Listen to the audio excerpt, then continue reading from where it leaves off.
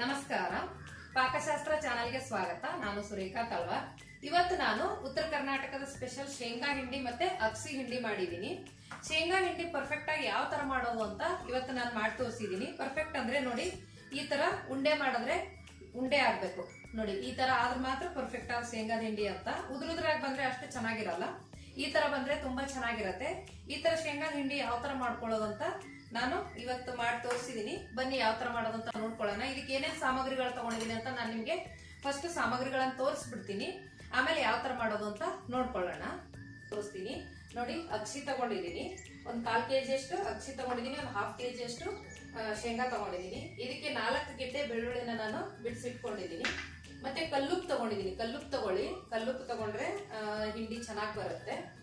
ಮತ್ತೆ ಇದು ಖಾರದ ಪುಡಿ, ಒಣ ಖಾರದ ಪುಡಿ ಇದು. ಆಮೇಲೆ ಸ್ವಲ್ಪ ಜೀರಿಗೆ. ಬೇಕು ಅಂದ್ರೆ ಸ್ವಲ್ಪ ಅರಿಶಿನ ಪುಡಿ ಕೂಡ ಹಾಕೋತಾರೆ. ನೀವು ಬೇಕು ಅಂದ್ರೆ ಹಾಕೋಬಹುದು, ಇಲ್ಲ ಅಂದ್ರೆ ಹಾಗೇನೆ ಮಾಡೋ. ಇದರಲ್ಲಿ ನಾನು ಅಗಸಿನ ಹುರಿಯೋದಕ್ಕೆ ಇಡ್ತಿದ್ದೀನಿ. ಶೇಂಗಾನ ನಾನು ಓವನ್ ಅಲ್ಲಿ ಹುರಿದು ಮಾಡ್ತಾ ಇದ್ದೀನಿ. ಈ ಒಲೆ ಮೇಲೆ ಹುರಿದು ಕೂಡ ಮಾಡಬಹುದು, ಓವನ್ ಅಲ್ಲಿ ಕೂಡ ಹುರಿಬಹುದು ಅಂತ ನಾನು ಇವತ್ತು ಓವನ್ ಅಲ್ಲಿ ಹುರಿದ್ಬಿಟ್ಟು ತೋರಿಸ್ತೀನಿ.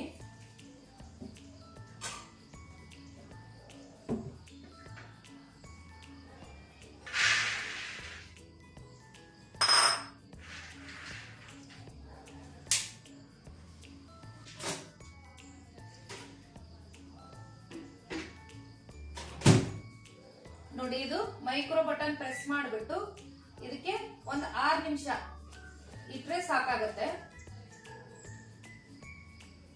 ಸ್ಟಾರ್ಟ್ ಮಾಡಿದ್ರೆ ನೋಡಿ, 6 ನಿಮಿಷದಲ್ಲಿ ಚೆನ್ನಾಗಿ ಹುರಿದಿರುತ್ತೆ ಶೇಂಗಾ. ಅಲ್ಲಿವರೆಗೂ ನಾನು ಇಲ್ಲಿ ಅಗಸಿನ ಹುರ್ಕೊತೀನಿ.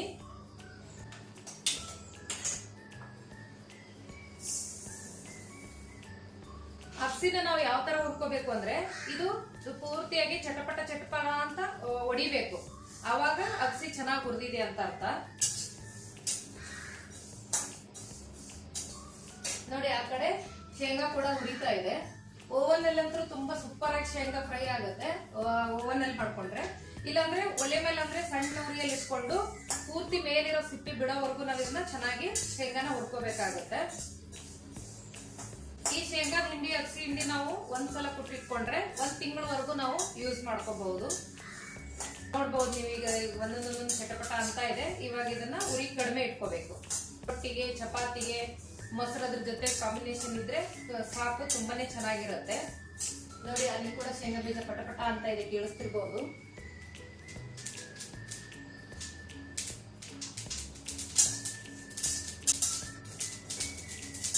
ನೋಡಿ, ಚೆನ್ನಾಗೆಲ್ಲ ಪಟಪಟ ಅಂತ ಇದೆ. ಕೈ ಬಿಡದೆ ಇದನ್ನ ತಿರುಗಿಸ್ತಾ ಇರ್ಬೇಕು.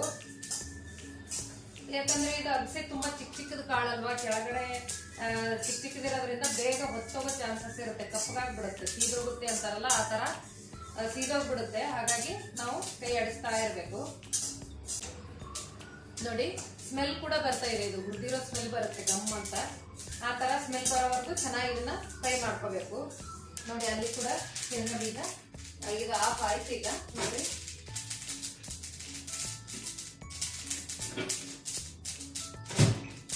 ನೋಡ್ರಿ, ಶೇಂಗಾ ಬೀಜ ತುಂಬಾ ಚೆನ್ನಾಗಿ ಹುರಿದಿದೆ. ಇದು ಸಿಪ್ಪೆ ತೆಗೆದ್ಬಿಟ್ಟು ತೋರಿಸ್ತೀನಿ ನಿಮ್ಗೆ. ತುಂಬಾ ಚೆನ್ನಾಗಿ ಓವನ್ ಅಲ್ಲಿ ಅಂತೂ ತುಂಬಾ ಚೆನ್ನಾಗಿ ಫ್ರೈ ಆಗುತ್ತೆ. ಸ್ವಲ್ಪ ಇದು ತಣ್ಣಗಾಗೋವರೆಗೂ ಇದನ್ನ ಬಿಡಬೇಕು. ಈಗ ಇದು ತಣ್ಣಗಾಗಿದೆ ಇದು ಈಗ, ಯಾಕಂದ್ರೆ ಅಗಸಿ ಚಿಕ್ಕ ಚಿಕ್ಕದಲ್ಲ, ತಣ್ಣಗಾಗಿರುತ್ತೆ.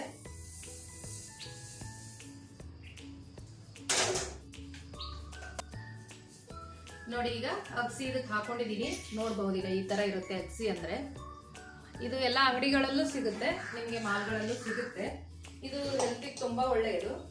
ನೋಡಿ, ನಾನು ಇದಕ್ಕೆ ಕಲ್ಲುಪ್ಪನ್ನ ಹಾಕ್ತಾ ಇದ್ದೀನಿ. ನೀವು ಹಿಂಡಿಗಳಿಗೆಲ್ಲ ಪುಡಿ ಉಪ್ಪಿಗಿಂತಲೂ ಕಲ್ಲುಪ್ಪು ತುಂಬಾನೇ ಚೆನ್ನಾಗಿರುತ್ತೆ. ನೋಡಿ, ನಾನು ಎಷ್ಟು ಬೇಕೋ ನೀವು ನೋಡ್ಕೊಂಡು ಹಾಕೋಬಹುದು.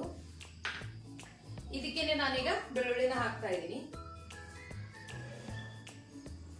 ಬೆಳ್ಳುಳ್ಳಿ ಸ್ವಲ್ಪ ಜಾಸ್ತಿ ಪ್ರಮಾಣದಲ್ಲಿ ಹಾಕೊಳ್ಳಿ, ಟೇಸ್ಟ್ ಚೆನ್ನಾಗಿ ಬರುತ್ತೆ.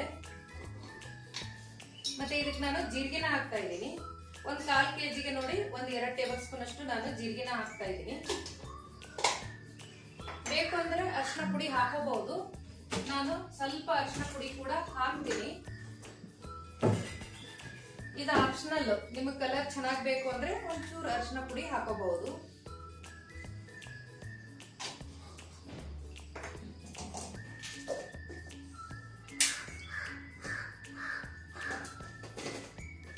ನೋಡಿ ಇದನ್ನ ಮಿಕ್ಸಿನಲ್ಲಿ ನೋಡಿ ಸ್ವಲ್ಪ ಪುಡಿ ಆಯ್ತು. ಈಗ ಖಾರದ ಪುಡಿನ ಹಾಕೊಳ್ಳೋಣ ಇದಕ್ಕೆ. ನಿಮ್ಮ ಖಾರ ನೋಡ್ಕೊಂಡು ನೀವು ಜಾಸ್ತಿ ಖಾರ ಸ್ಪೈಸಿ ತಿಂತೀನಿ ಅಂದ್ರೆ ಸ್ವಲ್ಪ ಜಾಸ್ತಿ ಖಾರ ಹಾಕೋಬಹುದು, ಇಲ್ಲ ಸ್ಪೈಸಿ ಕಮ್ಮಿ ಬೇಕು ಅಂದ್ರೆ ನೀವು ಕಮ್ಮಿ ಕೂಡ ಹಾಕೋಬಹುದು.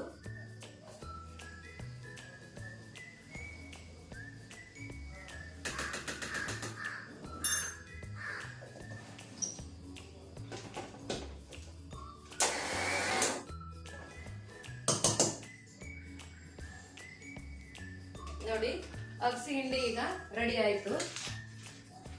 ತುಂಬಾ ಚೆನ್ನಾಗಿ ಬಂದಿದೆ, ನೋಡ್ಬೋದು ನೀವು. ನೋಡಿ ಸ್ಮೆಲ್ ಕೂಡ ತುಂಬಾ ಚೆನ್ನಾಗಿದೆ. ಈಗ ಶೇಂಗಾ ಹಿಂಡಿ ಯಾವ ತರ ಮಾಡೋದು ಅಂತ ನೋಡ್ಕೊಳ್ಳೋಣ. ಅಗಸಿ ಹಿಂಡಿ ನಾನು ಶೇಂಗಾದ ಹಿಂಡಿನ ನಾನು ಗ್ರೈಂಡರ್ ಮಾಡ್ತಾ ಇದ್ದೀನಿ. ಗ್ರೈಂಡರ್ ಅಲ್ಲಿ ಅಗಸಿ ಹಿಂಡಿ ಮಾಡಕ್ಕಾಗಲ್ಲ, ಅದು ಅಗಸಿ ಅಷ್ಟು ಸಣ್ಣ ಆಗಲ್ಲ.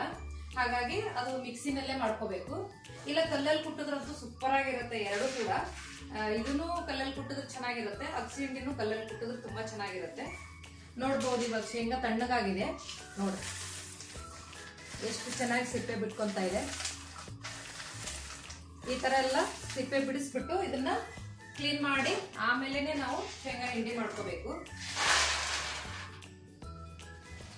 ನೋಡಿ ಈ ತರ ಮರದಲ್ಲಿ ಹಾಕ್ಬಿಟ್ಟು ನಾನು ಎಲ್ಲ ಸಿಪ್ಪೆನ ತೆಗಿತಾ ಇದ್ದೀನಿ. ಸ್ವಲ್ಪ ಒಳ್ಳೆ ಕ್ವಾಲಿಟಿ ಶೇಂಗಾ ತಗೊಂಡ್ರೆ ತುಂಬಾ ಟೇಸ್ಟ್ ಚೆನ್ನಾಗಿರುತ್ತೆ ಶೇಂಗಾ ಹಿಂಡಿದು, ಮತ್ತೆ ಮುದ್ದೆ ಮುದ್ದೆ ತರನು ಬರುತ್ತೆ. ಇಲ್ಲಾಂದ್ರೆ ನಿಮ್ಗೆ ಇದು ಸ್ವಲ್ಪ ಉದುರುದ್ರಾಗಿ ಬರುತ್ತೆ. ಕ್ವಾಲಿಟಿ ಚೆನ್ನಾಗಿಲ್ಲ ಶೇಂಗಾದು ಅಂದ್ರೆ ತುಂಬಾ ಉದುರುದ್ರಾಗಿ ಬರುತ್ತೆ. ಸ್ವಲ್ಪ ಕ್ವಾಲಿಟಿ ಚೆನ್ನಾಗಿರೋದು ತಗೋಬೇಕು. ಇದು ನಾನೀಗ ಕ್ಲೀನ್ ಮಾಡ್ಕೊಂಡ್ ಬರ್ತೀನಿ.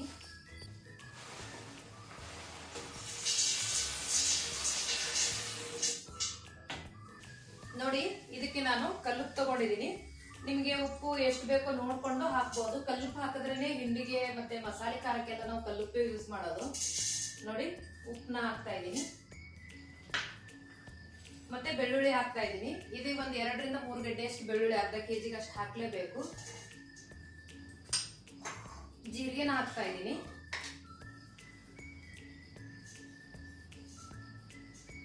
ಅರ್ಧ ಕೆಜಿಗೆ 1.5 ಟೇಬಲ್ ಸ್ಪೂನ್ ಅಷ್ಟು ನಾನು ಜೀರಿಗೆನ ಹಾಕ್ತಾ ಇದ್ದೀನಿ. ಅಚ್ಚ ಖಾರದ ಪುಡಿ ನೀವು ಖಾರಕ್ಕೆ ಜಾಸ್ತಿ ಕಮ್ಮಿ ನೋಡ್ಕೊಂಡು ಹಾಕೋಬಹುದು. ಖಾರದ ಪುಡಿ ಒಂದು 2 ರಿಂದ 3 ಟೇಬಲ್ ಸ್ಪೂನ್ ಅಷ್ಟು ಹಾಕ್ತಾ ಇದ್ದೀನಿ. ಯಾಕಂದ್ರೆ ಅರ್ಧ ಕೆಜಿ ಶೇಂಗಾ ಬೀಜ ಇದೆ. ಒಬ್ಬೊಬ್ರು ಖಾರ ಕಮ್ಮಿ ತಿಂತಾರೆ, ಅವಾಗ ಸ್ವಲ್ಪ ಕಡಿಮೆ ಹಾಕೋಬಹುದು. ನೋಡಿ ಈಗ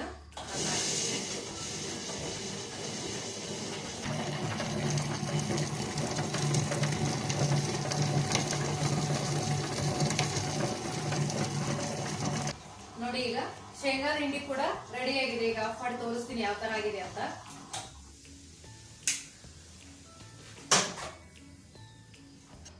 ನೀವು ನೋಡ್ಬೋದು, ನೋಡಿ ತುಂಬಾ ಚೆನ್ನಾಗಾಗಿದೆ ಹಿಂಡಿ.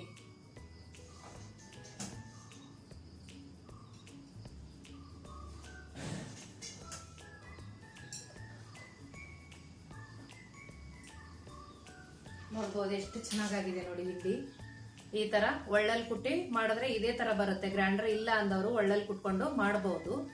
ಇಲ್ಲ ಅಂದ್ರೆ ಮಿಕ್ಸಿನಲ್ಲಿ ಮಾಡ್ಕೋತೀನಿ ಅಂದ್ರೆ ಒಂಚೂರು ಎಣ್ಣೆ ಹಾಕ್ಬೇಕಾಗತ್ತೆ. ಎಣ್ಣೆ ಹಾಕಿದ್ರೆ ಈ ತರನೇ ಬರುತ್ತೆ. ನೋಡಿದ್ರಲ್ಲ ಯಾವ ತರ ಶೇಂಗಾದ ಹಿಂಡಿ ಮಾಡಿದ್ರೆ ಈ ತರ ಚೆನ್ನಾಗಿ ಶೇಂಗಾದ ಹಿಂಡಿ ಮತ್ತೆ ಅಗಸಿ ಹಿಂಡಿ ಮಾಡ್ಕೊಳ್ಳೋದು ಅಂತ ನೋಡಿದ್ರಲ್ಲ. ನೀವು ಕೂಡ ಟ್ರೈ ಮಾಡಿ, ಏನ್ ಅನ್ಸುತ್ತೆ ಅಂತ ಕಮೆಂಟ್ ಮಾಡಿ, ಲೈಕ್ ಮಾಡಿ, ಶೇರ್ ಮಾಡಿ. ಈ ವಿಡಿಯೋ ಪೂರ್ತಿಯಾಗಿ ನೋಡಿದ್ದಕ್ಕೆ ಧನ್ಯವಾದಗಳು.